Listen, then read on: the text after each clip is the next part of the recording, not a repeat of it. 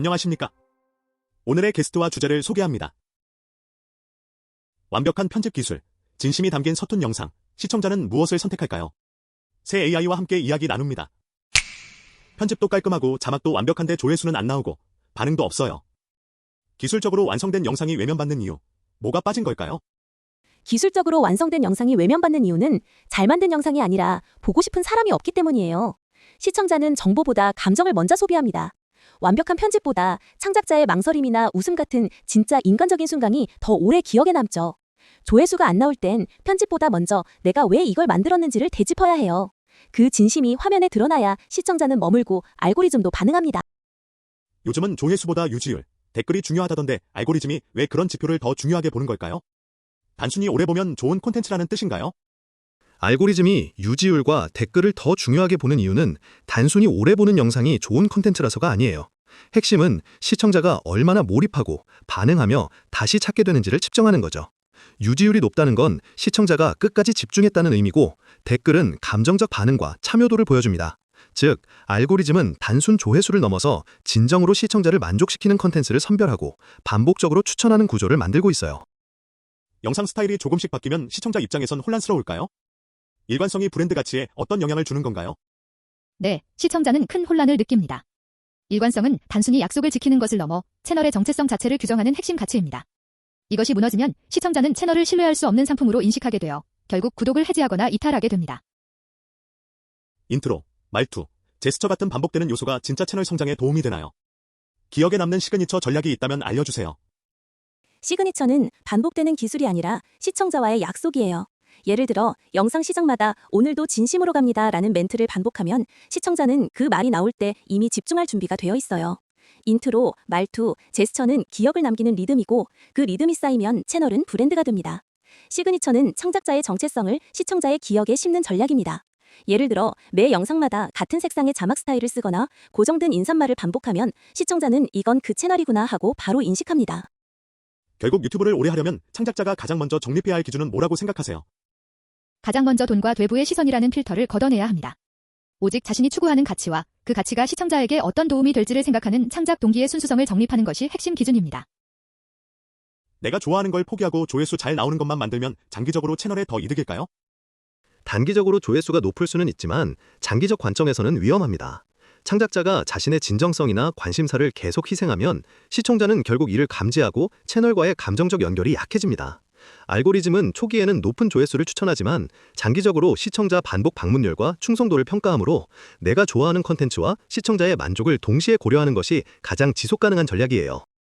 처음 시작할 때 진정성이라는 말이 너무 추상적으로 느껴졌어요. 그걸 전략으로 바꾸려면 창작자는 어떤 기준을 지켜야 할까요? 진정성을 전략으로 바꾸려면 내가 왜 이걸 만드는지를 잊지 않는 구조가 필요해요. 컨텐츠 캘린더, 고정 포맷, 반복 루틴은 창작자의 감정을 지켜주는 시스템입니다. 진심은 감으로 지키는 게 아니라 흐름으로 유지하는 겁니다. 진정성은 추상적 감정이 아니라 일관된 행동입니다. 자신의 창작 철학이 흔들리지 않고 콘텐츠에 반복적으로 녹아드는 구조적 습관이야말로 가장 중요한 전략적 기준이 됩니다. 또한 피드백 기반 조정이 필요합니다. 시청자의 반응과 데이터를 관찰해 내가 전달하고자 하는 진심이 제대로 도달하는지 확인하고 필요한 부분은 개선하며 지속적으로 정체성을 다듬어야 해요. 성공은 기술이 아닌 시청자와 감정을 공유하는 창작자의 진심에 달려 있습니다.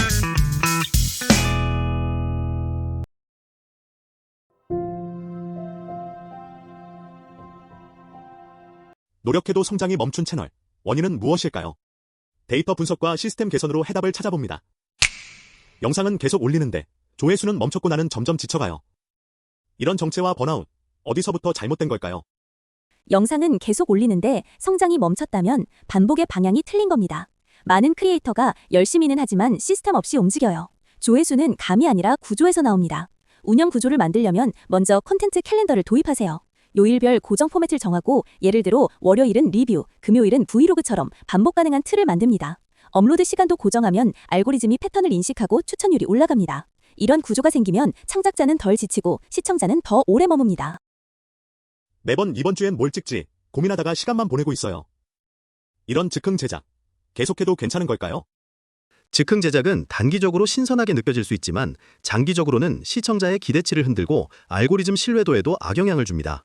예를 들어 주제 톤이나 업로드 간격이 들쭉날쭉하면 구독자 이탈률이 서서히 증가하고 추천 노출 빈도도 감소하죠.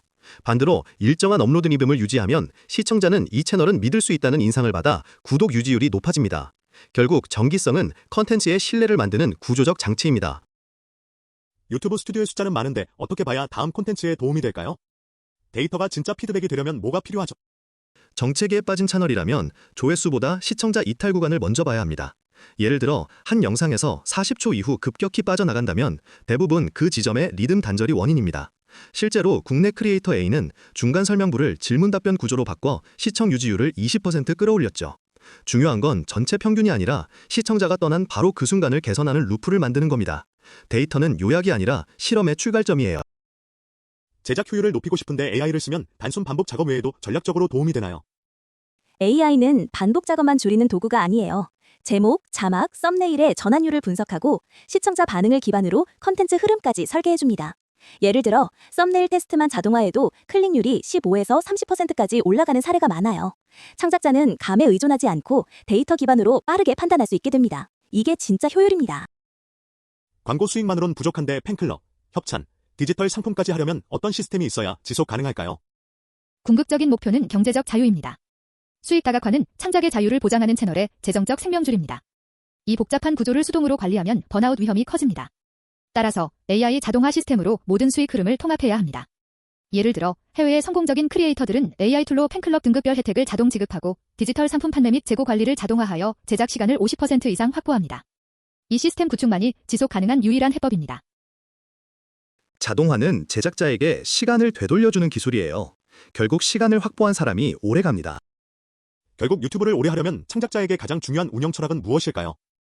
운영 철학은 반복 가능한 구조예요. 그게 창작자를 지치지 않게 만들고 채널을 성장시키는 유일한 기반입니다. 조회수라는 외적인 압박 대신 나만의 콘텐츠 철학을 지키는 것이 가장 중요합니다. 이 철학만이 장기적인 생존과 성장을 보장하는 유일한 중심축입니다. 단기 성과보다 장기 성장 관점에서 운영하는 습관과 철학이 필요합니다. 데이터와 AI를 전략적으로 활용하며 정기성과 일관성을 유지해야 채널이 안정적으로 성장합니다. 여러분의 소중한 시간을 헛되이 쓰지 마세요.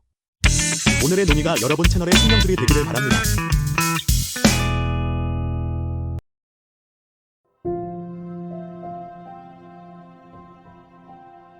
나도 모르게 다음 영상까지 보고 있다면 당신은 이미 알고리즘의 지배를 받고 있는 걸까요? 새 AI와 함께 이야기 나눕니다. 짧은 영상 하나만 보려 했는데 어느새 30분이 지나 있어요. 이런 중독은 단순한 재미 때문일까요? 아니면 유튜브 추천과 자동 재생 구조가 영향을 주는 걸까요? 이건 단순한 재미가 아니라 구조의 문제예요. 숏폼은 짧고 강한 자극을 반복해서 뇌의 보상 회로를 자극하죠. 게다가 자동 재생과 추천 알고리즘은 당신이 멈추지 않도록 설계돼 있어요. 예를 들어 15초짜리 영상이 끝나기 전에 다음 컨텐츠가 이미 로딩되면 선택할 틈이 사라지죠. 중요한 건 이 구조를 인식하는 순간부터 당신은 멈출 수 없는 흐름에서 빠져나올 수 있다는 거예요. 하루에 한 번 자동 재생을 끄고 직접 영상을 고르는 습관만으로도 중독 루프는 끊어집니다. 내가 뭘 좋아하는지도 모를 때 유튜브는 어떻게 다음 영상을 추천하죠? 그 배후에는 어떤 데이터 구조와 심리적 원리가 숨겨져 있는 건가요? 유튜브는 개인의 명확한 선호가 없더라도 수십만 명의 시청자 행동 패턴을 비교해 당신을 그룹화합니다. 이것이 협업 필터링의 핵심입니다. 당신과 비슷한 행동을 보인 그룹이 다음으로 본 영상을 추천하는 거죠. AI는 당신의 잠재된 취향을 당신보다 더 정확히 추정해 다음 행동을 예측하여 미리 영상을 제공함으로써 인지적 노력을 들이지 않고도 만족을 얻게 만드는 영리한 구조인 것입니다. 쉽게 말하면 당신과 비슷한 취향의 가상의 친구 그룹을 만들어 그들이 본 영상을 당신에게 미리 추천하는 방식이에요. 어떤 영상은 보고 나면 기분이 가라앉고 어떤 영상은 괜히 들뜨게 만들어요. 이런 감정의 흐름까지 알고리즘이 설계한 걸까요? 아니면 내가 만든 패턴에 스스로 빠진 걸까요? 사실 영상이 우리 감정을 좌우하는 건 어느 정도 의도된 구조 때문이에요. 추천 알고리즘은 사용자의 이전 시청 기록과 시청 패턴을 분석해 더 오래 머물게 하는 컨텐츠를 계속 보여주죠. 예를 들어 기분이 들뜨는 영상이나 긴장감 있는 클립은 뇌의 보상 시스템을 자극하고 반대로 가라앉는 영상은 몰입 시간을 늘리거나 광고 전환을 유도하는 전략으로 쓰이기도 합니다. 동시에 소비자 자신도 반복되는 패턴에 익숙해지면서 자연스럽게 특정 영상 유형을 찾게 되죠. 즉, 알고리즘과 개인 패턴이 서로 영향을 주고받는 셈입니다. AI가 콘텐츠를 고르고 보여주는 시대, 소비자는 뭘 기준으로 선택해야 할까요? 클릭과 추천에 끌려가지 않고 현명하게 소비하려면 어떤 습관과 판단 기준이 필요할까요? 현명한 소비는 선택의 흐름을 되찾는 데서 시작돼요. 추천을 따라가기보다 하루에 한 번은 직접 키워드를 입력해 컨텐츠를 찾아보세요. 또 시청 전에는 내가 지금 뭘 보고 싶은지를 스스로 묻는 습관을 들이면 좋습니다. 이건 단순한 검색이 아니라 내 소비를 내가 설계하는 연습이에요. AI가 컨텐츠를 고르더라도 선택의 기준은 내가 먼저 세워야 합니다. 예를 들어 하루에 1회 검색을 통해 관심 있는 주제 영상을 직접 찾아보거나 자동 재생을 끄고 시청 시간을 미리 제한하는 방법이 있습니다. 내가 본 영상, 멈춘 순간까지 다 기록된다면 그걸 아는 사람은 어떻게 다르게 소비할 수 있을까요? 당신의 모든 시청 행위는 알고리즘의 학습 데이터입니다. 멈춘 순간, 댓글 작성 여부까지 당신의 잠재된 만족 지점을 파악하는 거죠. 이것을 아는 시청자는 수동적인 데이터 공급자에서 벗어날 수 있습니다. 의도적으로 다양한 주제를 검색하거나 원하는 정보를 얻은 후 즉시 이탈하여 데이터 피로도를 역이용하는 의도적인 비정형 행동을 통해 주체적인 소비 습관을 되찾는 것이 핵심입니다. 이제는 알고리즘이 먼저 움직이고 우리는 따라가는 시대잖아요. 그 속에서 소비자가 잊지 말아야 할 기준이 있다면 뭐라고 생각하세요? 영상 하나를 클릭할 때 내가 원해서 본 건가? 그냥 떠밀린 건가? 그걸 한 번만 되짚어보면 당신은 이미 소비의 주도권을 되찾은 겁니다. 소비자가 잊지 말아야 할 기준은 비판적 거리두기입니다. AI는 우리가 듣고 싶어하는 이야기만을 반복합니다. 정보의 편향성을 스스로 인지하고 의도적으로 새로운 질문을 던지는 지적 능력이 바로 현명한 소비자의 최종 무기입니다. 결국 핵심은 데이터 인식이에요. 내가 어떤 영상을 얼마나 오래 보고 어떤 감정에 반응하는지 스스로 이해하면 알고리즘에 휘둘리지 않고 데이터를 나에게 유리하게 쓸 수 있습니다. 왜 이 영상에 빠졌는지 기록하고 분석하는 습관이 현명한 시청으로 이어집니다. 알고리즘은 우리의 거울일 뿐입니다. 이제 그 거울을 두려워하지 말고 스스로의 의지로 현명한 소비를 시작할 때입니다.